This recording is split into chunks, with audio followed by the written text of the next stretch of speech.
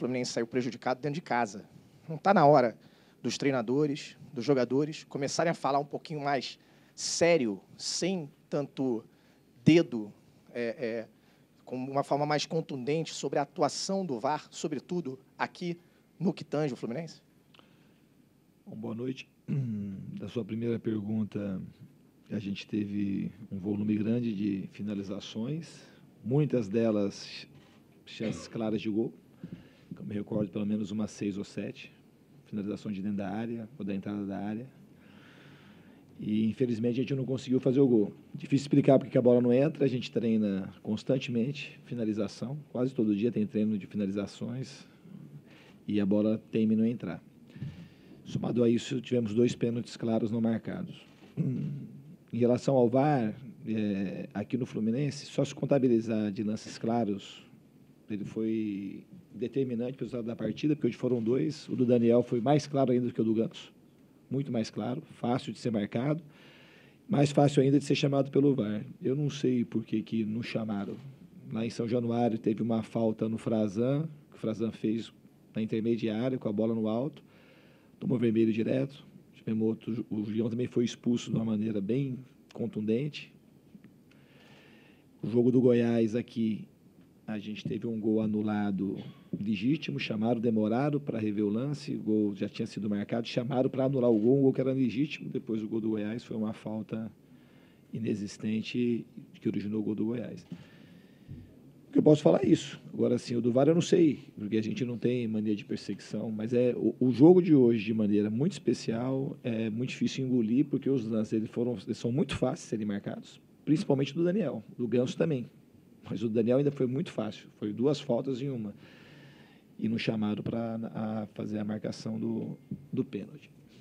Diniz, aqui do teu lado direito, você falou das chances claras que o Fluminense teve hoje, foram muitas, né? Nesse sentido, o que um treinador pode fazer? Você já disse que treina bastante finalização. O que o treinador pode fazer para um time que tem mais de 30 finalizações e não consegue fazer um gol? E, além disso, né, hoje você foi hostilizado pelo torcedor. O que dizer para o torcedor do Fluminense para convencê-lo de que, mais do que o desempenho, os resultados vão acontecer?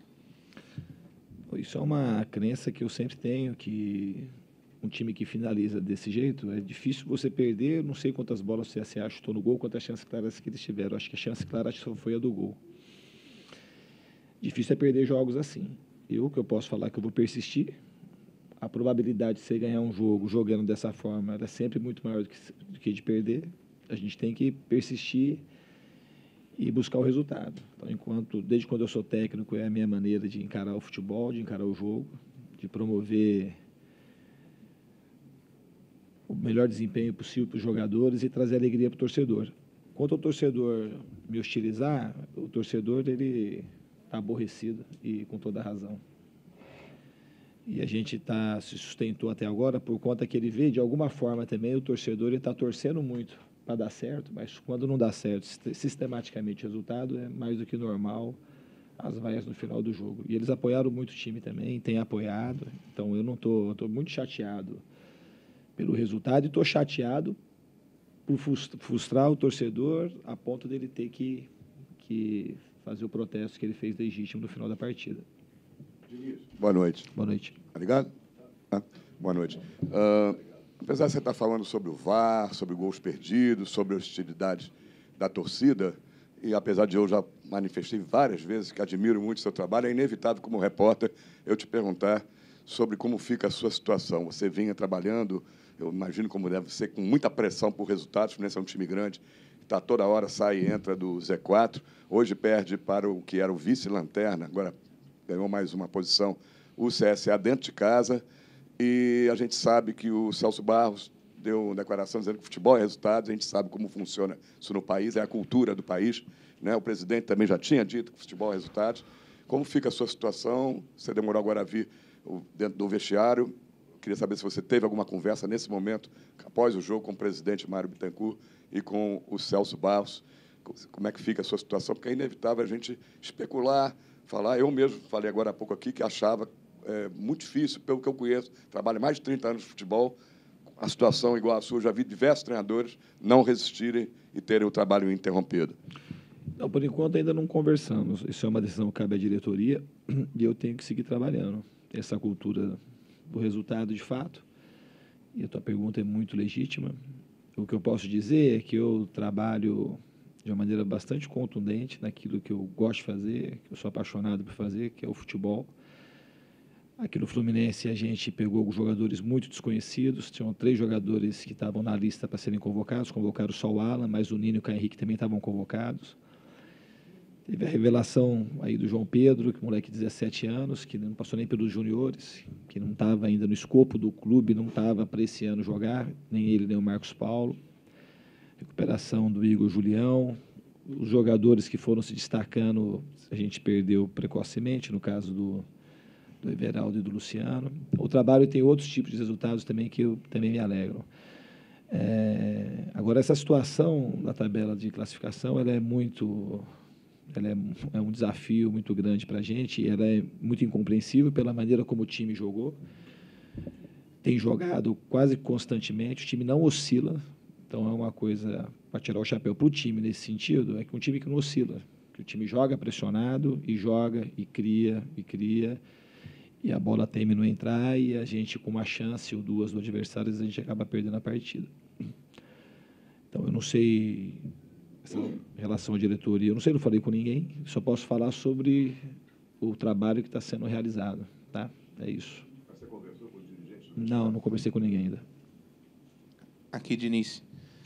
Parece que é uma história que se repete, né? Todos os jogos a gente chega aqui e fala, o Fluminense jogou bem, jogou melhor, perdeu muitas chances, mas ou empata ou perde.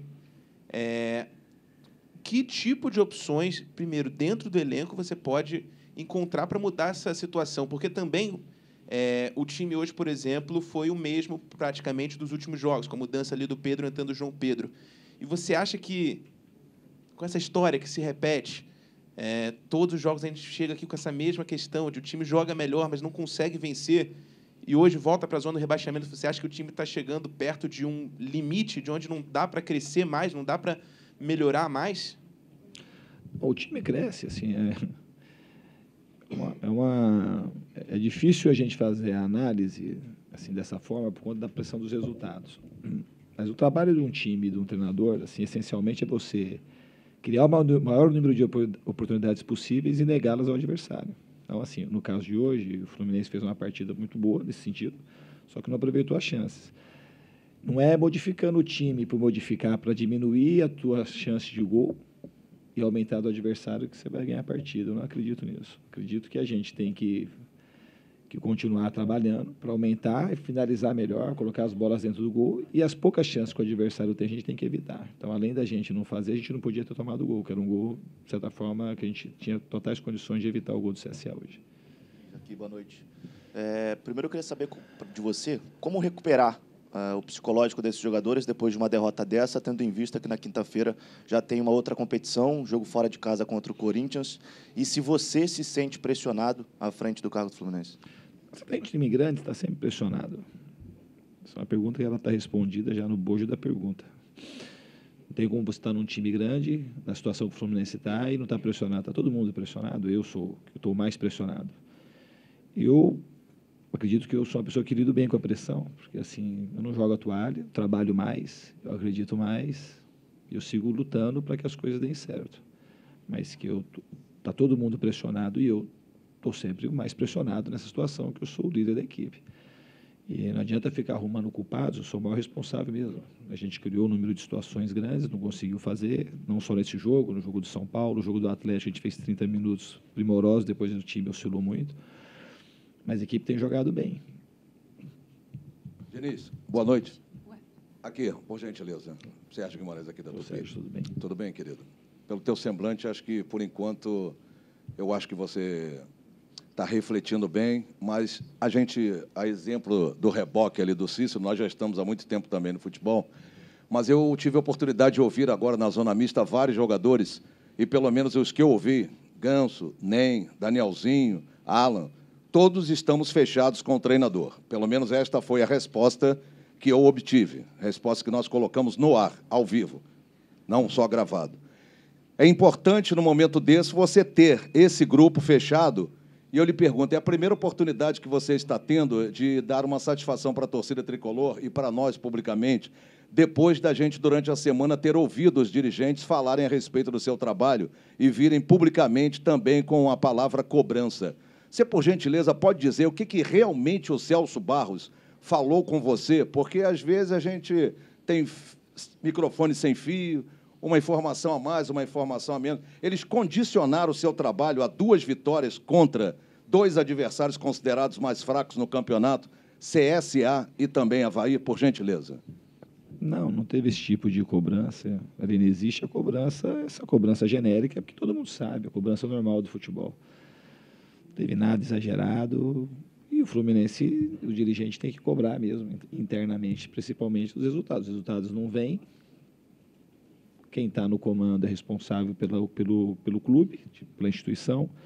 Eu também sou responsável pelo time e a gente tem que procurar dar resultados. Então, não teve nada demais, não teve nada fora do tom. Foi internamente, as coisas foram muito bem absorvidas por mim e pelo time.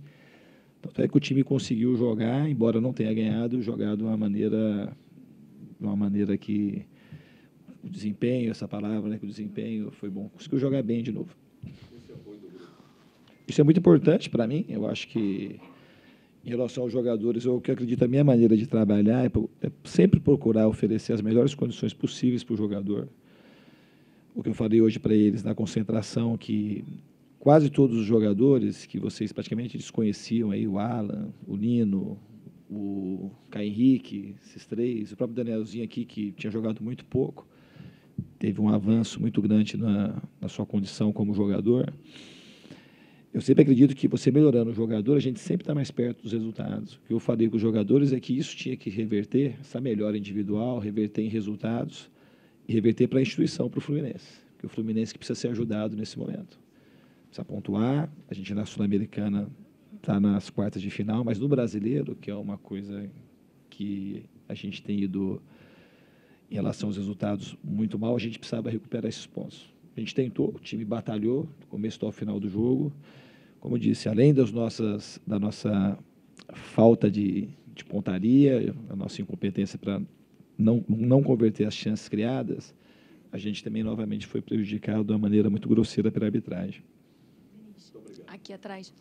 Até repetindo uma pergunta que o Flávio fez, mas acabou não respondendo, enfim, para responder outra pergunta em relação a esse jogo. O quando que você vê esse jogo como divisor de águas, assim, esse jogo da Sul-Americana, e emocionalmente, como é que vai ser para recuperar o seu grupo para uma partida tão importante? E queria também saber de você se você acha que finalizar muito, como o Fluminense tem finalizado, tendo muitas chances, como tem tido, e não sendo convertido em resultados, se você acha, principalmente tendo como base o jogo de hoje, se faltou agressividade, um pouco mais de ímpeto do time. A agressividade foi uma coisa que não faltou. O time foi agressivo do começo ao final do jogo. No finalzinho, quando eles colocaram os 11 jogadores ali, é difícil para todo mundo. CSA é um time que estava na vice-lanterna, mas empatou 0-0 com o Grêmio, empatou com o Palmeiras, perdeu de 1-0 para o Corinthians aos 35 do segundo tempo. Então, é um time que defende bem. Quando eles têm que jogar em casa, às vezes que ele tem que se expor um pouco mais, eles acabam até tendo mais dificuldade. Então, a equipe agressiva ela foi. A equipe finalizou muitas vezes e a gente teve muita chance dentro da área. Então, a equipe foi agressiva do começo ao final do jogo e tem sido agressiva, não só de hoje. Um tempo atrás, a gente até estava com uma posse um pouco infértil, mas uns 6 ou 7 jogos para cá, a equipe tem produzido muito. Tem sido muito aguerrida para poder finalizar rápido as jogadas, muito agressiva. Então, esse não foi o problema. Quanto ao recuperar divisor de águas, eu acho que todo jogo para a gente está sendo divisor de águas. A gente está encarando como uma decisão. Hoje não foi diferente contra o CSA e também não vai ser diferente contra o Corinthians. E quanto a recuperar o psicológico dos jogadores, isso é uma coisa que a gente tem que fazer conversando, a gente refletir sobre aquilo que tem acontecido, procurar melhorar, que está todo mundo procurando melhorar o tempo todo. Eu, de maneira muito especial, estou trabalhando incessantemente, assistindo os nossos jogos, os jogos do adversário. E eu sei do conhecimento de vocês que eu treino muito, a gente trabalha bastante para corrigir os nossos erros. Então, é insistir naquilo que a gente tem feito de bom e procurar, de fato, no que tange nesses últimos jogos, aproveitar de maneira especial melhor as chances que a gente tem criado. Diniz, aqui. Boa noite. Uma pergunta que tem a ver com o jogo de hoje, mas também é mais no geral. Seu estilo de jogo ele é muito colocado em xeque, tido como vulnerável, Muita gente fala que não é capaz de ser exercido a depender das peças do elenco. Mas se a gente olhar para as estatísticas do jogo, hoje foram 32 finalizações. Acho difícil, assim, o próprio Fluminense repetir em alguma outra partida. Você acha que só vai conseguir colher opiniões mais positivas do que negativas quando, de fato, os resultados saírem? Visto que aqui no futebol brasileiro, até quando os resultados vêm, mas se um time não joga tão bem, o treinador também é criticado. As críticas pelos resultados, elas são justas. Eu não posso defender a campanha do Fluminense. Eu tenho que assimilar as críticas, a insatisfação do torcedor e procurar a solução. E eu estou procurando. Então, se a gente finalizou 30 vezes, é uma maneira de procurar a solução, é isso. Ontem, para quem assistiu Manchester City e Tottenham, foram acho que 30 finalizações, até onde eu assisti, que o finalzinho eu assisti 30-2, ou a 3, e o jogo foi 2-2. Então, não acontece só aqui. Acontece em outras praças também. O problema é que aqui tem acontecido com uma constância maior do que acontece lá. A gente tem que procurar corrigir e fazer a bola entrar de alguma forma. A gente está tentando de tudo com o jogador. A gente colocou o Brenner, que acabou tendo 3 ou 4 chances ali, no pouco período que ele teve no campo. A gente acabou perdendo o Pedro, que é o nosso finalizador mais agudo. Então, a gente está tentando, de todas as formas, resolver esse problema do time da carência de conversão em gols das chances criadas. Boa noite, Fernando. Voltando ao assunto da reunião com o Celso no meio da semana, depois ele falou com a gente e disse uma frase que, para mim, foi marcante, que a gente pode... não adianta jogar bonito se a gente não está vencendo, ou de nada adianta jogar bonito se a gente está vencendo. Pregando uma atenção total aos resultados que, pelo que você conversa com a gente, vai um pouco de encontro ao seu pensamento. Queria que você falasse um pouco sobre isso e, falando sobre o jogo de hoje, se eu não me engano, é o 9º jogo seguido que o Fluminense sofre gol nessa temporada e o Fluminense só não sofreu gol em um jogo no Campeonato Brasileiro inteiro, no 0-0 contra o Flamengo. A melhora na tabela passa também por melhorar esses números defensivos? Eu acredito que sim. Hoje é tão assustador não fazer um gol com 30 chutes e alguns, assim, uma grande parte deles, chances claras de gol, você não fazer nenhum gol e tomar um gol com 2 ou 3 finalizações do adversário. Então, a gente não podia ter tomado o gol também. E quanto o futebol que eu jogo, o futebol não é questão do futebol ser bonito, é futebol que cria chance de fazer gol. Não é um jogo que fica cozinhando a bola, tocando para um lado e para o outro. Eu acho que a melhor maneira de se ganhar um jogo é você criar bastante chances e deixar o adversário sem criá-las. Então, a gente não faz nada porque é bonitinho ou porque é... Não. Eu gosto que o futebol seja bem jogado, mas desde que ele seja bem jogado e a gente tenha condições claras de marcar gols. Isso tem acontecido. Então, não é um jogo bonito para ficar ali na esterilidade, para não acontecer nada. A gente tem criado as chances, a gente tem que converter as chances que a gente tem em gols. Boa noite, Diniz. Boa noite. Hoje, no início da partida, o Digão sentiu fortes dores, né? Acabou até sendo substituído, aí acontece essa situação toda. Para o próximo jogo, contra a equipe do Corinthians, quem escalar, se a contusão dele foi muito forte também, se preocupa realmente essa situação toda para a próxima partida? Não, o Digão não teve uma lesão muscular, ele estava com desconforto na panturrilha. Nesses últimos 2, 3 dias, a gente poupou o Digão de alguns treinamentos e hoje ele aqueceu, não estava se sentindo totalmente confiante, até pelo jogo de quinta-feira contra o Corinthians, ele foi preservado o jogo de hoje. Então, provavelmente, o Digão joga na quinta. A última aqui. Diniz, embalando um pouquinho no que o Thay falou, você testou algumas alternativas no time ao longo dessa semana, né, com a entrada do Wellington Ney nos titulares, e também Caio Henrique sendo testado no meio. Você pensa em usar uma estratégia diferente contra o Corinthians jogando lá para evitar essa pressão e também tentar evitar de sair da Sul-Americana a partir de lá tomando um gol? Essa alternativa do Caio Henrique já era uma coisa que estava na minha cabeça há muito tempo, mas o Mascarenhas ficou praticamente esses 7 meses que a gente está no DM. Ele teve cachumba, teve lesão muscular, depois operou o joelho. E o Caio foi muito bem ali na posição. Ele é uma alternativa para jogar, mas o que a gente vai procurar fazer contra o Corinthians é criar mais chance que o Corinthians e tentar fazer com que o Corinthians não crie chance. A gente vai jogar, vai procurar fazer o máximo possível para poder vencer os jogos, tanto de lá como daqui. A equipe tem uma maneira muito clara de jogar, a gente espera ter sucesso.